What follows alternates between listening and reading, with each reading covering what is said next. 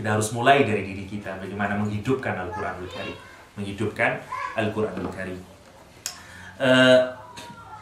Kesukaan Rasulullah terhadap Al-Quranul Karim sangat banyak dituturkan. Ya.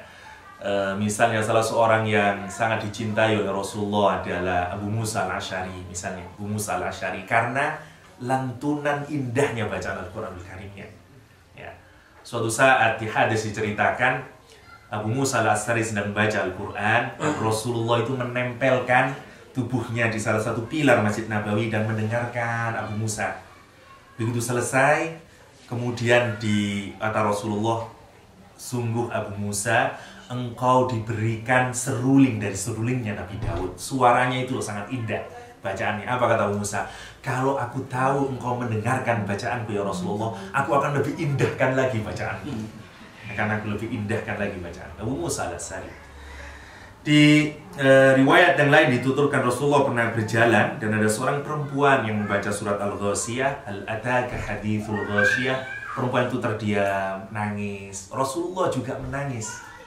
Rasul dan menjawab, kemudian benar, telah datang kepada kami berita tentang hari kiamat itu. Hal-ataka, tidakkah sudah datang bagi kalian informasi tentang hari kiamat? Kenapa sudah datang tapi kok tetap maksiat? Kita udah tahu bahwa dunia akan berakhir. Kita kejar mati-matian dunia seperti dunia tidak berakhir. Ya. Kita tahu nasib bahagia dan sengsaranya kita itu terutama nanti di akhirat, tapi kita tidak terlalu peduli. Hal ada ke hadithul Ghasyiyah? Tidakkah sudah datang berita tentang hari kiamat kepada kalian?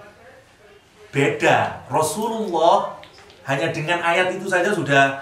Itulah orang yang disebut dengan tadabbur, ya. Yang Quran tidak hanya di lesannya, tapi sudah masuk ke dalam jantungnya. Kata Rasulullah SAW, di zaman akhir nanti banyak qurra, banyak pembaca Al-Quran.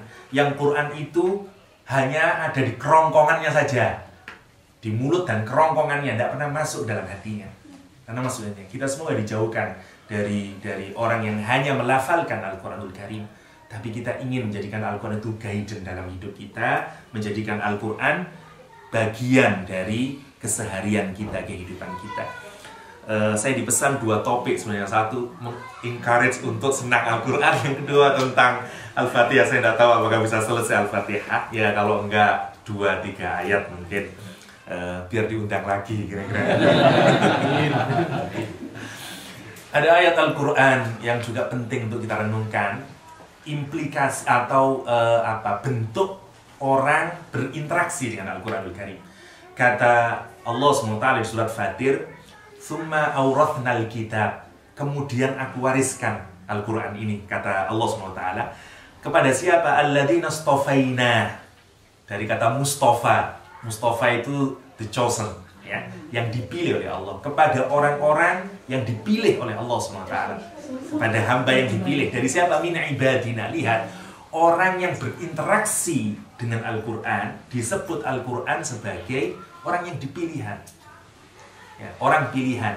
Kalau kita merasa mewarisi Al-Quranul Karim, ya, dan kemudian kita jadikan benar-benar sebagai barang warisan, kita sungguh-sungguh pelajari, usaha memahami, menghayati, mengamalkan, kita ini digelari sebagai Mustafa. Sebagai Mustafa. Rasulullah itu disebut Mustafa karena dia pilihan. Orang yang diwarisi Al-Quran oleh Allah disebut dengan alladzina istafainahu min ibadina. Di surat Fatir ayat 32, ya, ayat 32 surat Fatir ayat 2. Summa warasnal kitab kitab alladzina istafainahu min ibadina faminhum, di antara orang-orang ini yang ketika diwariskan Al-Quran, satu, lihat pribadi orang itu. Faminhum zalimun li nafsih. Yang pertama dia berbuat zalim terhadap dirinya, gak mau neglecting Al-Quranul Karim. Yang kedua muqtasid, pertengahan, ya benar concern sama Quran tapi ya juga ada enggaknya. Dan yang terakhir sabiqun bil khairat. Sabiqun bil khairat. Yang ketiga, dia bahkan lebih cepat untuk melakukan perbuatan baik. Perbuatan baik. Dan itu tipe kita. Tipe semua manusia dari seluruh zaman. Paling enggak ya 3 itu. Kita ada di mana, tinggal dipilih. Kita sabiq bil khairat, ya, seperti jargonnya Muhammadiyah, fastabiqul khairat, ya. Ataukah kita muqtasid yang hanya ada di pertengahan saja, atau kita zalimun li nafsi, atau kita zalimun li nafsi. Lah, Masyruk pernah bertanya kepada Aisyah radhiyallahu anha, siapa Aisyah orang yang disebut dengan Al-Quran sebagai sabiqun bil khairat? Kata Aisyah, sabiqun bil khairat itu orang yang hidup di zaman Nabi, ya, para sahabat, orang-orang yang jangankan diperintah kebaikan, dia malah lebih cepat lagi melakukan tindakan kebaikan karena bagusnya akhlaknya. Yang muqtasid, kata Aisyah radhiyallahu anha, adalah orang-orang yang hidup setelah Rasulullah meninggal dunia, tabi'in, tabi'in dan seterusnya. Sementara zalimun li nafsi itu adalah ana wa anta, kata Rasul, kata Aisyah, aku dan kamu. Untuk menunjukkan apa? Tawaddu'nya Aisyah radhiyallahu anha, mengukur dirinya dengan ukuran orang yang menzalimi dirinya. Dan memang itu orang soleh. Orang soleh itu tidak pernah nganggap dirinya soleh. Kalau orang sudah mulai menganggap dirinya baik, berarti dia belum baik. Ya, pertama kan gitu, orang jahat. Kalau sudah tobat, mulai menganggap dirinya baik. Alhamdulillah Ustaz, saya sudah bisa sholat. Wah, kan udah mulai baik. Itu belum baik masih. Orang nanti prestasinya orang sama pengakuannya. Orang yang sama sekali tidak ibadah sama Allah, ngakunya kan dia orang jelek. Nanti kalau orang sudah sangat baik di hadapan Allah, ngakunya dia juga menzalimi dirinya sendiri. Sebagainya doanya para nabi. Rabbana zalamna anfusana wa illam taghfir lana wa tarhamna lanakunanna minal khasirin. Ya. Bukan malah ya Allah, saya sudah sholat ini ya Allah, kabulkan doa saya. Dia malah ya Allah, saya menzalimi diri saya ya Allah. Terlalu banyak maksiat yang saya lakukan ya Allah. Itu ciri orang yang soleh. Ciri orang yang soleh. Nah, Aisyah ini bukan kemudian jangan dipahami literal. Kalau begitu Aisyah itu menzalimi dirinya. Enggak ya. Itu menunjukkan tawaddu'nya Aisyah, tadharruknya Aisyah di hadapan Allah Subhanahu wa taala. Nah, tinggal kita ini di posisi mana? Kita menzalimi diri kita sendiri di pertengahan, atau kita sungguh-sungguh menjadi penjemput kebaikan. Orang-orang yang sungguh kepingin cepat untuk meraih keridhaan dari Allah Subhanahu wa taala.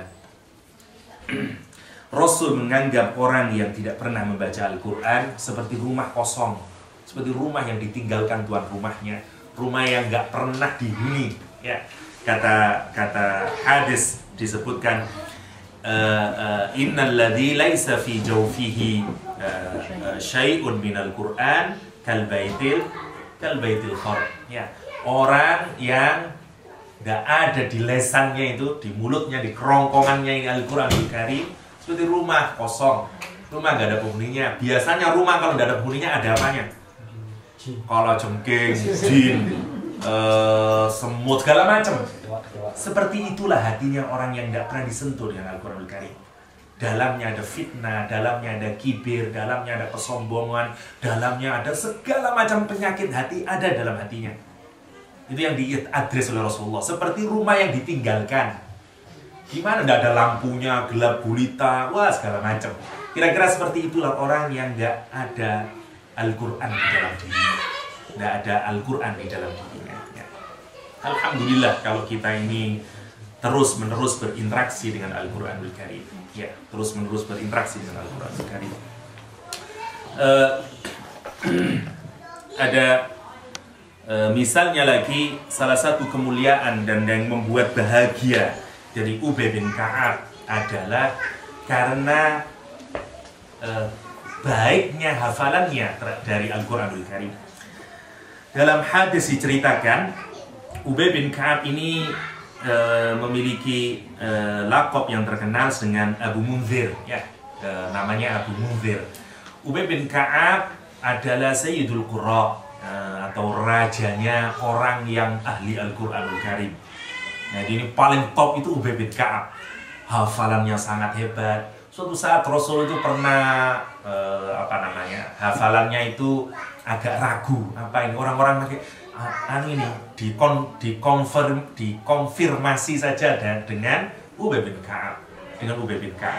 Kata Rasulullah, bahkan Allah menyebut nama Ubay bin Ka'ab. Gara-gara apa? Gara-gara mahirnya dengan Al-Quranul Karim. Gara-gara kemahirannya dengan Al-Quranul Karim. Sampai Abu Munzir, Ubay bin Ka'ab ini tidak percaya. Benar ya Rasulullah, Allah memanggil namaku, menyebut namaku gara-gara kefahamannya terhadap Al-Quranul Karim. Kefahamannya dengan Al-Quranul Karim. Contoh lain, orang-orang yang hebat dalam persoalan Al-Quranul Karim zaman sahabat, Ibnu Abbas ya, yang dijuluki di dalam Hazanah Islam dan dijuluki oleh Rasulullah sebagai Turjumanul Quran, orang yang paling faham Al-Quranul Karim, paling tahu artinya tiap-tiap ayat Al-Quran. Ibnu Abbas yang punya tafsir Tanwirul Miqbas ya, Tanwirul Miqbas dari Ibnu Abbas. Apa kata Ibnu Abbas? Kata suatu saat Rasulullah itu di rumahnya, dan kemudian Ibnu Abbas datang memberi mau sholat tahajud ini. Habis sholat tahajud Rasul keluar, Ibnu Abbas ngasih minuman di air di depan rumah Rasul dan kemudian ditinggalkan, dan Rasul tidak tahu siapa ini yang ngasih minuman. Kata Rasul, kemudian Rasul mendoakan. Banyak riwayat, sebagian juga riwayat ini didoakan langsung oleh Rasul di hadapan Ibnu Abbas ya, di hadapan Abdullah bin Abbas. Doanya yang sangat terkenal, Allahumma faqihhu fiddin wa 'allimhu ta'wil. Kata Rasulullah SAW mendoakan, ya Allah, fahamkan orang ini ya dengan agama, dan fahamkan, alimkan orang ini dengan takwil, dengan tafsir Al-Quranul Karim. Dan dalam sejarah, Ibnu Abbas adalah orang yang paling faham terhadap Al-Quran, dan nilainya tinggi, derajatnya tinggi di hadapan Allah SWT karena kefahamannya dengan Al-Quranul Karim. Cintai Al-Quranul Karim, karena itu juga wajib hukumnya kita mencintai Al-Quranul Karim. Kata para ulama akhlak, cara kita paling cepat merasa dekat dengan Allah sebenarnya melalui Al-Quranul Karim. Salah satunya kenapa? Karena Al-Quranul Karim itu sebenarnya bukan barang dunia. Kalau mau kita renungkan kan dia bukan barang dunia. Kalau sebenarnya orang bisa makrifah dengan Allah melalui alam semesta ya, melihat gunung ke pantai, dia kemudian takjub, subhanallah ya, lihat apa, subhanallah, dia mengingatkan Allah. Al-Quran ini firman Allah SWT, kata-kata Allah sendiri yang batasnya itu antara alam ghaib dan alam syahadah. Dia berasal dari alam ghaib, dari Allah SWT, bukan dari alam dunia ini. Hanya dia di send down ya oleh Allah melalui malaikat Jibril dan ada di dunia ini.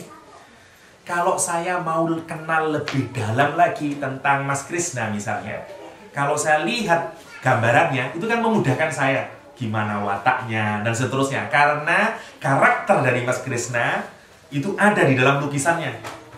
Ya, saya bisa tahu itu, oh gini gayanya begini. Ternyata misalnya ya, kan ketahuan tuh. Ketahuan. Sama kalau misalnya siapa yang senang nulis puisi misalnya, dari puisi itu kita bisa ngira-ngira watak orang ini begini. Lagu misalnya. Kenapa dulu misalnya, wah memang apa ini Betaria Sonata ini orangnya melankolis dan seterusnya. Itu dari lagu yang dia bawakan. Al-Quranul Karim adalah kata-kata Allah SWT. Tidak ada hal yang paling cepat, tidak ada hal yang merupakan sign of Allah SWT untuk kita cepat memakrifai Allah SWT melebihi Al-Quranul Karim. Tidak ada yang bisa lebih hebat lagi dari Al-Quranul Karim. Daripada ke laboratorium, lama menemukan rumus bertahun-tahun baru endingnya itu, oh begini tuh, ternyata behind that there is a creator. Itu kan lama tuh, lama banget pada kesimpulan itu. Al-Quran kata-kata Allah SWT. Satu ayat saja kalau kita renungi sudah cukup mengantarkan kita untuk taslim, untuk benar-benar tunduk pada Allah SWT. Karena ini dari Allah SWT, bukan dari Nabi Muhammad SAW. Ya, makanya itu penting sekali berinteraksi dengan Al-Quran, muamalah ma'al Al-Quran, ta'ahadu bil Quran, sungguh-sungguh untuk mengikatkan kita dengan Al-Quranul Karim. Dan ini memang yang berbeda. Generasi soleh dulu, generasi salafus soleh, hidupnya dengan Al-Quranul Karim. Hidupnya dengan Al-Quranul Karim. Ini alhamdulillah usaha yang dilakukan oleh Madaniyah